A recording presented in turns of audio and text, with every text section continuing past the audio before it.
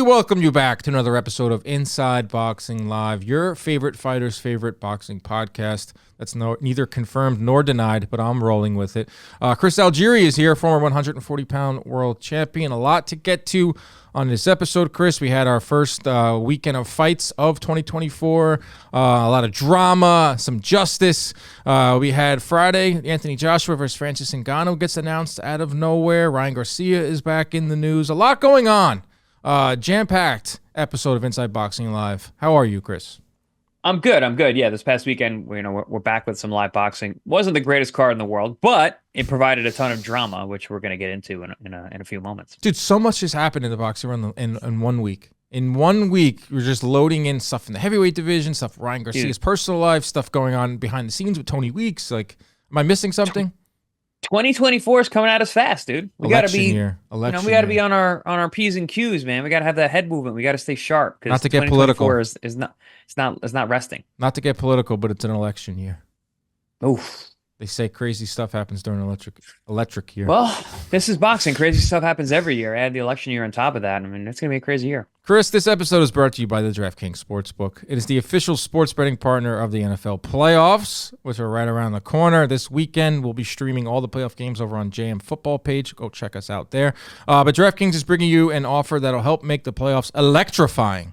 New customers can bet $5 on any game and get $200 instantly in bonus bets. So go ahead, download the DraftKings Sportsbook app now and use code IBL. New customers can bet just $5 to get $200 instantly in bonus bets only at DraftKings Sportsbook with code IBL. The crown is yours. Ronnie, roll the clock. And we're off. Gambling problem? Call 1-800-GAMBLER or visit www.1800gambler.net. In New York, call 877-HOPE-NY or text HOPE-NY. That's 467-369. If you're in Connecticut, help is available for a gambling problem. Call 888-789-7777 or visit ccpg.org. Please play responsibly. On behalf of Boot Hill Casino Resort in Kansas, 21 plus age varies by jurisdiction. Void in Ontario. Bonus bets expire 168 hours after issuance. See dkng.com/football for eligibility and deposit restrictions, terms, and responsible gaming resources. 40 seconds.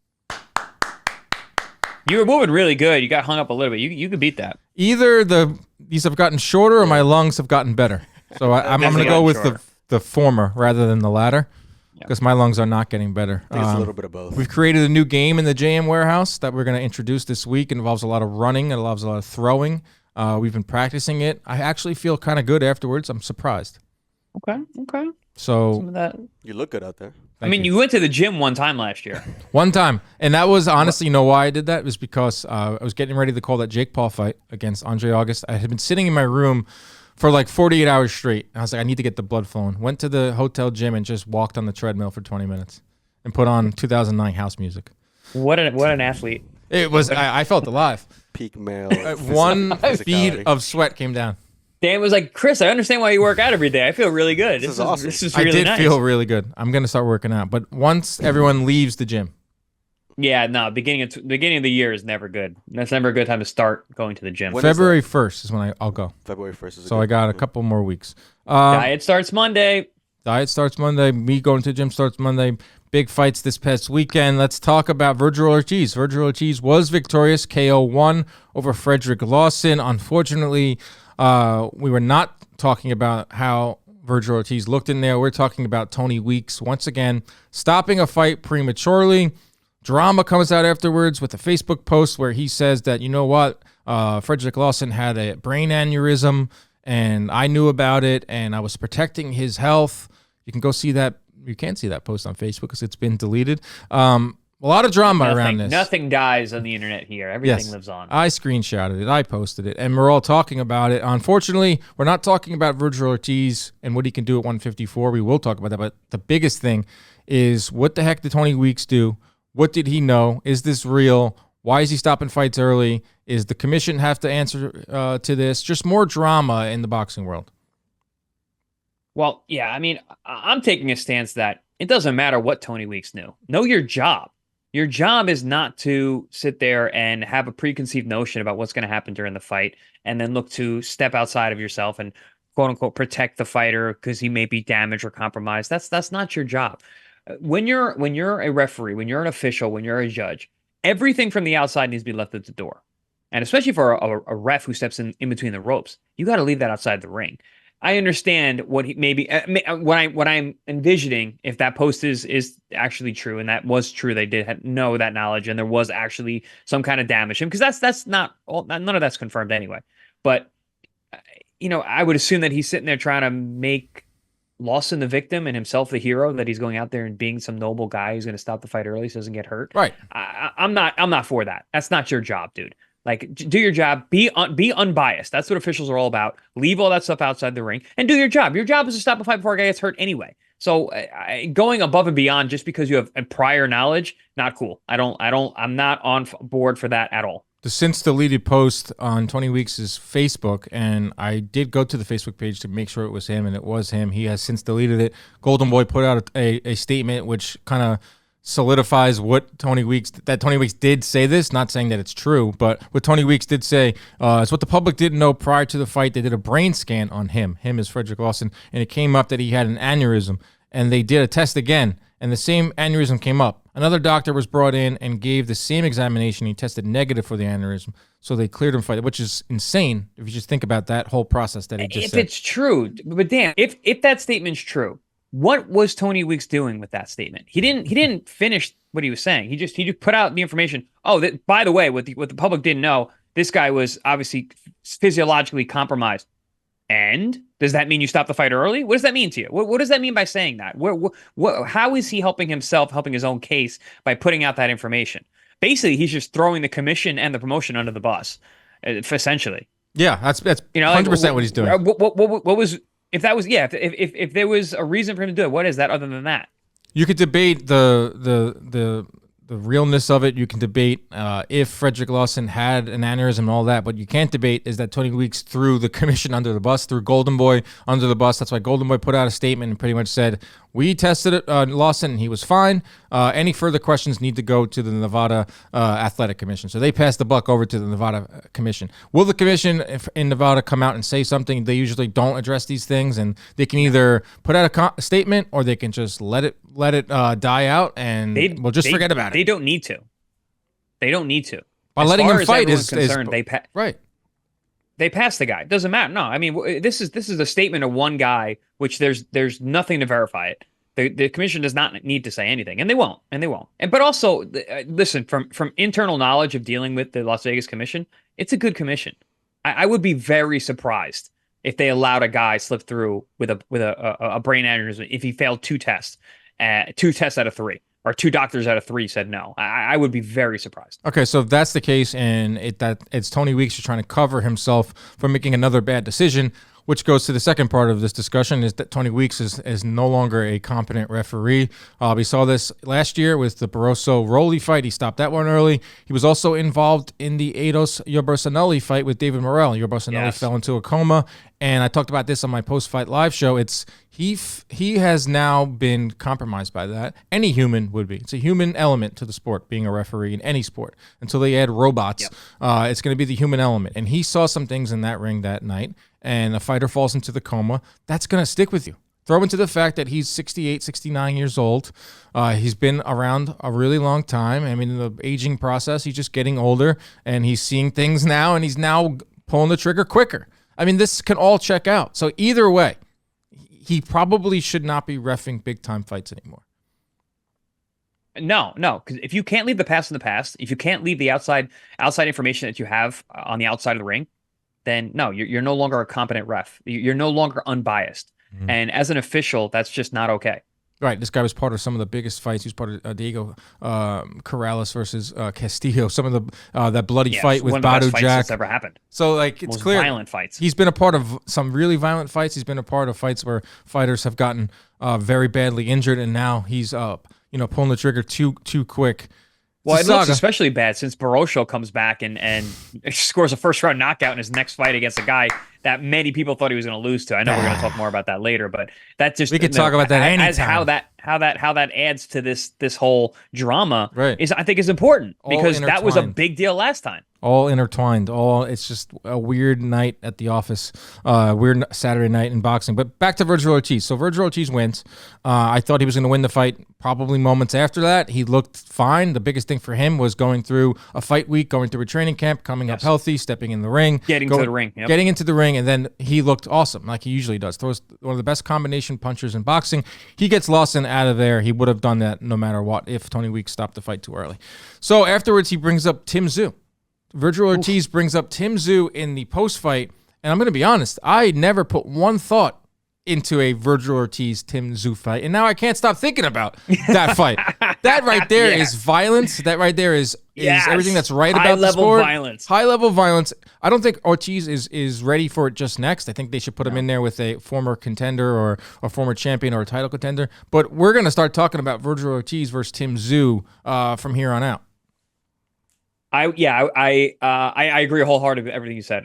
It's a fight that I never knew what I wanted, but I love it. I think in a couple months to a year, I think that's a great fight. I mean, those guys, they're both young, they're both hungry. I like how respectful they were about saying they wanted to fight each other. I mean, that's so awesome. I know Vergil and his team. I know Robert Garcia. We talked about him for years. Virgil's a great kid and he's a warrior and he wants to fight everybody. Tim Tszyu, I don't know him like that, but he seems to be that kind of guy.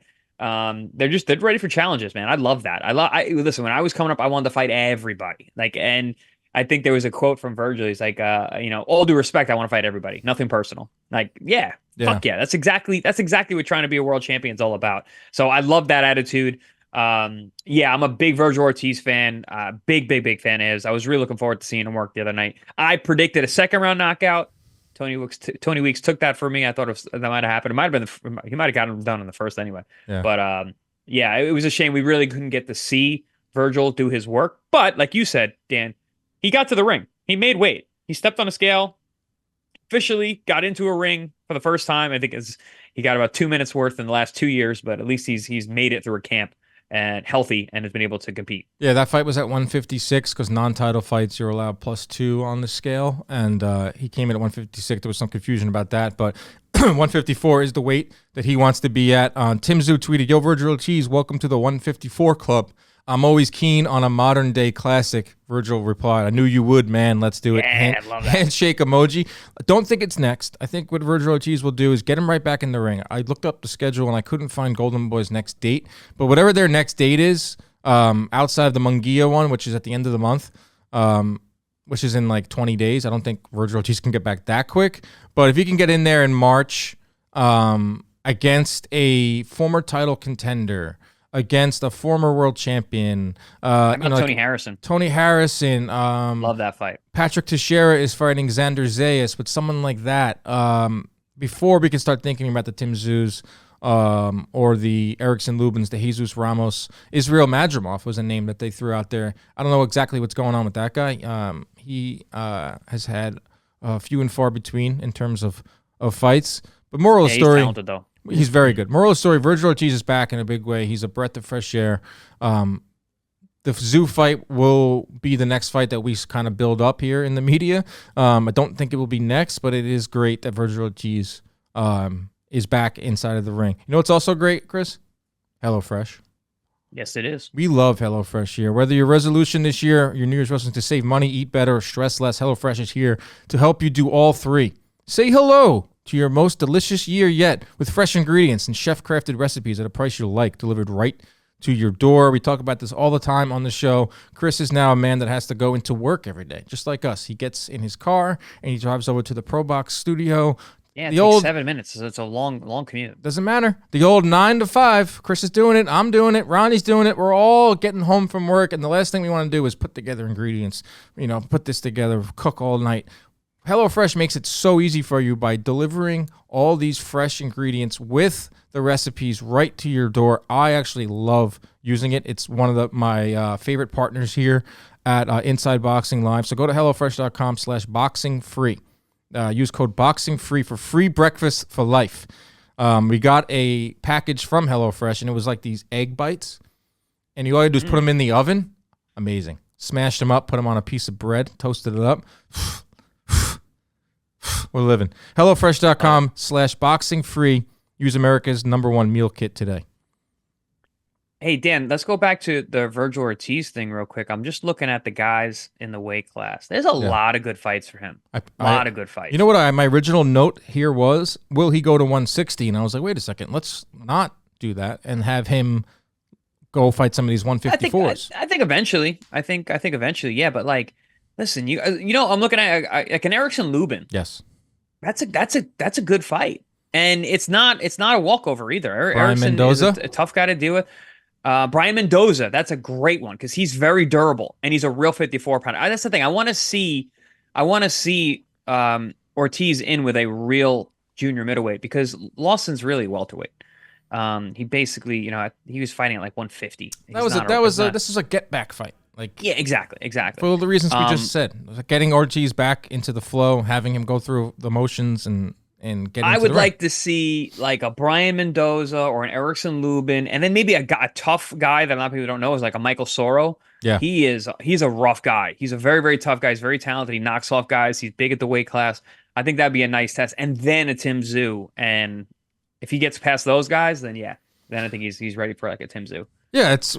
I got some pushback when I was excited about it on social media. It's like, well, it's not going to happen next. It's not going to happen next. Yeah, it's not going to happen next. We're going to build up to it, and it's definitely the Ortiz's team is smart. They're not gonna throw him right into that. It's definitely the two best at 154 right now because we don't know what Jermell Charlo's doing. We don't know if Crawford's going up to 154. That makes it really interesting. Out of the running. Spence has got cataract surgery on his eye, and he's posting videos on social media in a wheelchair. wheelchair. The recovery on that is like. I think it's pretty quick. Some guy replied. But quick for what? Quick for normal life or quick for boxing? Because boxing is a whole nother thing. I got to assume 6 months at least. Anthony Cardinal, who is a big time powerful lawyer in the boxing world, commented on my tweet of Spence's eye surgery or cataract procedure. If it's cataract, no biggie. But if it's really a detached retina, not good. I don't think it's a detached retina. I was thinking that too. What is that really cataract? But he also made Spence also, he didn't make an excuse about the fight, but he also did. He in the same social media post, he said, had to get cataract surgery. It's been past due. Shit was covering my eye. Why you think I got hit with so many jabs and hooks? Still a great performance by bro. Terrence Crawford. They had to throw that in at the end. Had a little emoji too, not a crying, laughing emoji, but kind of like a smirk. Well, he had said, he had said when it first happened, he's like, listen, if I had an excuse, you wouldn't hear it. Well, we're hearing it. We're just hearing it 6 months later. Yep, that's the Errol Spence portion of the show. Let's talk about something that was awesome. Talk about justice, Chris. Finally, in this sport of nonsense. Yes. Shady deals, shady characters, negligence, borderline corruption. You got to fight through it to get a moment like we saw on Saturday night when Ismael Barroso knocks out O'Hara Davies to create a beautiful moment of justice. I leapt. Is that the word? Leapt. I think it's leapt. I leapt out of my couch, off the couch. Took a lot to get me off the couch this weekend. And was just pure emotion because the old man did it. Ismael Barroso, will not make fun of you anymore. You are the man. He knocks out O'Hara Davies. Shocker. Awesome moment. Justice for that Rolly fight. I'm running out of superlatives to say about this guy. Is there any coincidence that Old Man Dan is very much a fan of Old Man Barroso? And meanwhile, you're closer to Barroso's age than I am. Yeah, I'm like 6 months away from him. Someone in my post-fight live is put Barroso in there with Algieri. Good fight. Actually, honestly, we came up fighting a lot of the same guys. Well, I wanted to fight Yusuf Kinda for the longest time, another New York guy. He got Kinda. He fought around for a while. He beat that kid Ulysses Jr. up in Canada. That guy was on HBO for a while. Ulysses. Yeah, and he's doing well. He can box, and he lost to Isa Chinayev. Patrick Corolla too. He lost to. Yeah, he got knocked out by Corolla, which is crazy to see him go from that moment. Left for nothing. He had gotten to the top. He just never could close the show. He would win title eliminators in fights that he wasn't supposed to win, and then you get the shot and he would lose. And he lost to Isa Chinayev, that's who Comey knocked out to win his IBF title. And I remember I was training with Comey. I was sparring with him for that fight. And we were watching the Barroso Chinayev fight to study how this guy fought. And like, oh man, that was a close fight. Like surprising he lost to this guy. But yeah, no, Barroso, he would lose fights that he shouldn't. But now he's listen, he's making good. He's making good right now. So he's a grinder, is what you're saying. Yeah, I mean, loss. He can punch like a truck. He could punch like a truck, but he's a grinder. He's a guy that went through these title eliminators, not a huge marketable guy, didn't have a huge promoter behind him, so he had to do it the old-fashioned way. He loses to Corolla. He loses to Chayanev. He loses to Akhmedov. That's 3. He lost 3 out of 4 fights from 2016 to 2018. Builds himself back up with 4 straight wins. And then the Rolly fight happens, where he was up on the cards. He dropped Rolly. Tony Weeks, horrible stoppage. Borderline corruption, borderline. I'm not a big corruption guy, but that one made you really scratch and be like, wait a second. Yeah. What the heck was that about? And we thought that would be the end, right? That's in boxing. We've seen this so many times. A guy like Barroso who gets to that pinnacle, gets screwed over, and then we never hear from him again. So to get him back in an interim title fight against O'Hara Davies, who Davies was the favorite, didn't know much about him. He knocks him out in the first round and has that picture of Barroso at his arms. It's just like awesome. Like, the sport sucks a lot of the times with all the shit you have to deal with. That was like a pure awesome moment. And a lot of the shit that Barroso himself has been through. Exactly, that too. So, great moment for Barroso. He is now in a great position because he has Ryan Garcia circling him. He has Rolly Romero circling him. He's the number one contender, mandatory WBA for 140 pounds. $1 million paydays or $1 million step-aside fees. Crazy money about to be thrown at him at age 40, so he says. That's awesome. That's such a great story.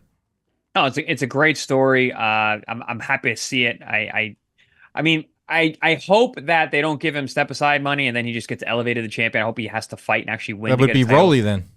Yeah, but so yeah, exactly. I hope he gets that fight and he can win that fight. I mean, he can. I don't know how he can really fare with the rest of the guys in the division. He's still 40 years old. If fights are still 12 rounds, other guys can punch too. I know he's got a good punch. He's a wiry, awkward, strong southpaw. He's durable, but he's also been stopped a bunch. So I don't know. If this was any other weight class, so now I would be like peeling back the onion a little bit here. He's going to do some damage, but I mean, at 140. It's a very, very steep climb. Matias versus Barroso, somebody threw out, would be just an awesome just brawl. I think Matias would chew him up, honestly. Yeah. Youth would prevail on that one. What they're going to want to do is put Barroso back in there against Rolly, rematch of the century. Are they, though? I don't know. That's the thing. It's like they're probably going to give him step-aside money so Rolly and Ryan can fight. Right, that's our next topic. But, O'Hara Davies was brought in here. He was signed by Golden Boy to beat Barroso, to become that guy. Then he can get into the mix with his title. Like, Golden Boy wanted Davies to win. They did not want Barroso to win. So Barroso wins. This disrupts things. Barroso versus Rolly would be the logical next fight in this continuation of the WBA situation at 140. But in steps Ryan Garcia, of course, over the weekend. Guy had a hell of a weekend. If you look at his social media, Ryan Garcia puts out a tweet in between the childbirth announcement and the divorce announcement. I don't want to fight Devin Haney anymore. I've told my team that I want to fight Rolly Romero. Back to square one. It started off with Rolly. Then it went to, out of nowhere, Devin Haney, which never made sense in the first place. But now Ryan Garcia pivots back and says, I want to fight Rolly Romero. Now, will there be a title on the line? That's the main thing here. Because of the Barroso situation, he has to step aside. Rolly should fight Barroso for the title. This Ryan Garcia versus Rolly makes sense without a title connected to it, Chris. This is quite the situation at 140. It does make sense without a title because those guys will sell that. They'll sell the hell out of that. It'll be entertaining lead up. Honestly, I don't hate the fight. I don't know who's going to win either. I would lean towards Ryan, but I don't know. I don't know exactly because Rolly's, I think the only guy he probably could beat in there in that weight class would be Ryan, just because he's so physical. Ryan's obviously just a better, cleaner, sharper fighter, but Rolly's tough, man, and he can punch. He's physically strong. That's an interesting matchup, and like I said, I think the lead up will be really entertaining. Yeah, Ryan Garcia versus Haney next never made any sense. Like we were kind of poo-pooing it. It's a money grab. We were saying like, it's a fight. Like I'll watch it and I'll be excited about it, but it's not the right one for Ryan Garcia's career. Ryan versus Romero, and if there's a belt attached to it, even more. then that makes sense for a Haney fight unification down the line. What makes this even more interesting and adds more drama to the situation is Ryan Garcia was spotted over the weekend spending a lot of time with Floyd Mayweather. Ryan says, I love Floyd. He's a mentor to me. Who does Floyd represent? Rolly Romero. Who has Floyd come out and discredited? Devin Haney. So sometimes you can just put two and two together and it's just put there right in front of your faces on social media. So Ryan Garcia is spending a lot of time with Floyd Mayweather. Floyd is hyping up Ryan. He's diminishing Devin Haney. He's saying, fight my guy Rolly, then go fight Haney. I mean, it's just hilarious to watch. Sit back and watch. But I have no problem with Ryan versus Rolly. That should be next. Belt or not. Yeah. Well, no, I mean, Barroso should get his shot next. But if that's not going to happen, which is probably not, because the powers that be and the money is going to be with a Rolly and Ryan fight. But yeah, no, I like I said, I like that fight. I don't hate it. I would watch Rolly versus Barroso rematch. There's so much built-in drama with that too that I think that would do, like, if you put that on like a Amazon Prime. I'd watch Barroso and Ryan. I don't mind that fight either. Barroso and Ryan. I haven't even thought about that. That could be like one of those Amazon on Prime non-pay-per-views, heavy main event, Rolly Romero versus Barroso. So we'll see. We'll see what Barroso does. Like, he's never made this type of money, never seen that type of money. So if they offer him some step aside so that Rolly can be reinstated, that's another thing too. It's like, I don't want to get too deep into that. Step aside when I think he's going to be 41 next month. I think it's tough to step aside. Well, what are you stepping aside from? Like Rolly he had a back injury, so they put him champ in recess, and then this was an interim fight, Barroso versus O'Harry Davies. So he knocks out O'Harry Davies. So Barroso's now the interim champion. Yeah. So the interim champion should fight the champion in recess. Right. Right. So I guess they could, money moves mountains. So give some money to Barroso, and then they elevate Rolly? No, they just bring him back. So he's in recess. They just reinstate Rolly as the champ. Screw over Barroso. Right. Give him money, though. Write it down. That's what's going to happen. That's what we think is going to happen if there's a title. Barroso over. Barroso, this poor man, he has been screwed over time and time again. It's not going to stop here. But he's in a position to be screwed over now, which can also be looked at as some type of at least he's going to be screwed over with money. Flattering. Yeah, that's what I mean. Barroso's in a position to get money to not fight. That's never been a case in his career. So good for him if that's the case. But I want to see him fight. I want to see him try to become like a real champ. That would be such. If I was Barroso, I would fight legally like hell to get those guys to get in the ring with me. No step aside money. I want the fight because he's red hot right now. Yeah, that could be another scenario. Is Rolly versus Barroso. Ryan Garcia fights another Golden Boy, 140-pounder. It just pushes back this whole schedule a little bit. We'll see how it all plays out at 140. Teofimo Lopez, his fight with Jermaine Ortiz is official for Good Thursday fight. night. I like that fight. Thursday night of Super Bowl weekend in Las Vegas, so that should do a lot. Good ratings. It should be a fun atmosphere there with all the celebs and athletes in town. So 140 is moving. 140 is one of the best divisions, and we're starting to see some movement. The best division. That is the best division. Right. It is. And big names, little names, great stories. Jose Ramirez signed with Golden Boy. Barbosa fought this weekend. It was weird. Barbosa and Jose Ramirez should just fight. Absolutely. Two disgruntled 140-pounders that think that no one wants to fight them. They should fight. Who will be fighting, Chris, our final topic, Anthony Joshua versus Francis Ngannou was announced, was finalized. It's amazing what money can do, how money can expedite the negotiation process in boxing. Well, Saudi money is different kind of money. It's money, to be specific. The Saudi money. Steep money. Because Anthony Joshua will be boxing Francis Ngannou Friday, March 8th in Saudi Arabia. It came together really fast. It's not that shocking of a fight if you think about it, because Eddie Hearn came out right after the Fury Ngannou fight and said, my guy Anthony Joshua is going to be in the mix now to fight Ngannou. Ngannou puts up a good performance, drops Fury, makes sense. Fury and Usyk are tangled up on February 17th. Joshua's really active. This makes sense. Like, I'm for this fight, whereas me and you were against Ngannou versus Fury. Yes, absolutely. Now that Ngannou has proven himself that he can actually fight and contend with these guys, Also, the fact that he deserves to get paid a bunch of money because he's gone through hell to get it, and he believed in himself, and now he's here.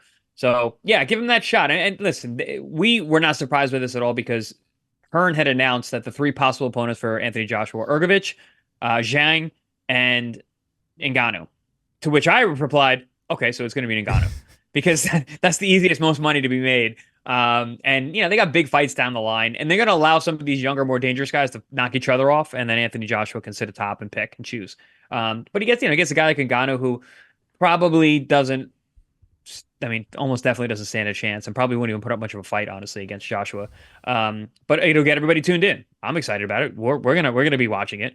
Sucks that it's on a Friday. Weird, because there's some Grand Prix the next day in Saudi. They don't care about the attendance. They care about their ride a season, which is a tourism thing.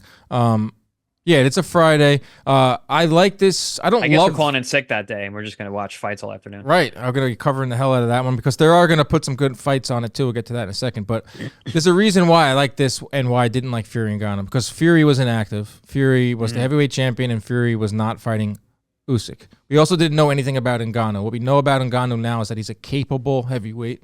Don't expect him to win, but he's capable. And then you throw into the fact that Anthony Joshua is very active. So if you're a very active fighter, fans will give you the benefit of the doubt, and they're fine with that. Not only that, to your point, Chris, like it is the easiest fight for the most money. He's going to make 5 times more to fight Ngannou than he would against Zhang or Hrgovic, especially Hrgovic, who doesn't have much of a profile. Hrgovic does have a belt, and that was the one thing with the Hrgovic fight would have been for the IBF, but that's always going to be there, a fight with Hrgovic. Get this Ngannou money now, and as for Ngannou, I mean, geez. Can this guy play his cards any better?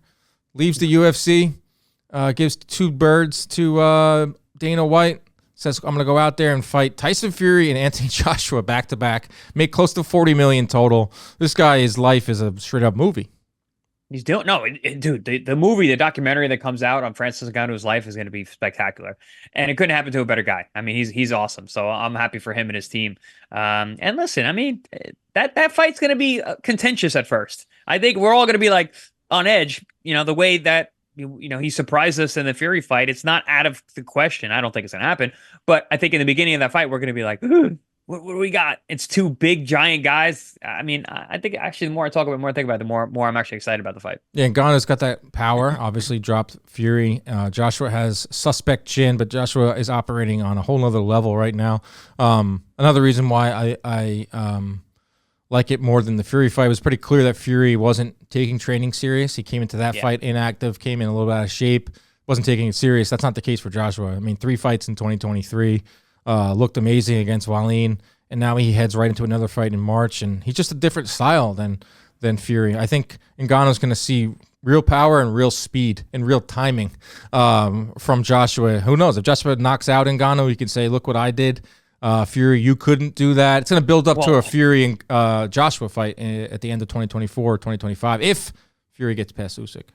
Well, absolutely. That's what I said. After I was like, wow, that fight makes so much sense because, like you just said, if Joshua goes out there and he beats Ngannou better than Fury did, which won't take much, he's got to win. Don't get dropped and win. Yeah, don't get dropped and win the fight. But if he goes out there and he beats him up and stops him in the mid rounds, he's gonna be like, "Well, listen, look what I did to the guy who essentially beat you.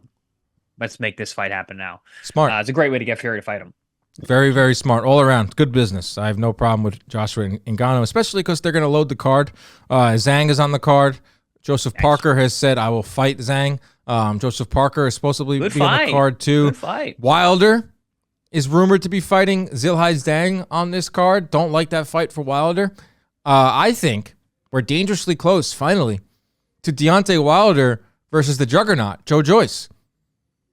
The biggest right hand in the heavyweight division versus what was the best chin, and I still think it's pretty good chin, even though Zhang touched it a bunch of times.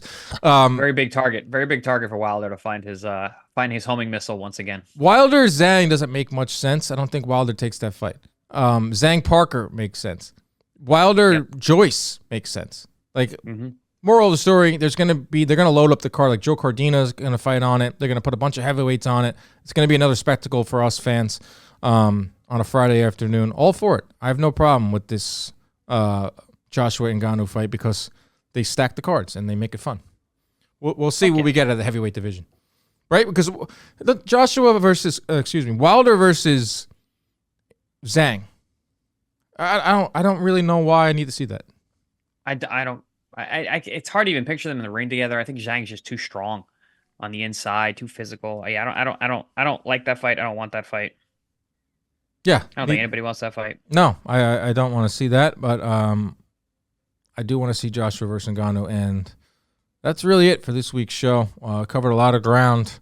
We'll be back later in the week to talk Artur Beterbiev. Artur Beterbiev is back in the ring. Callum Smith.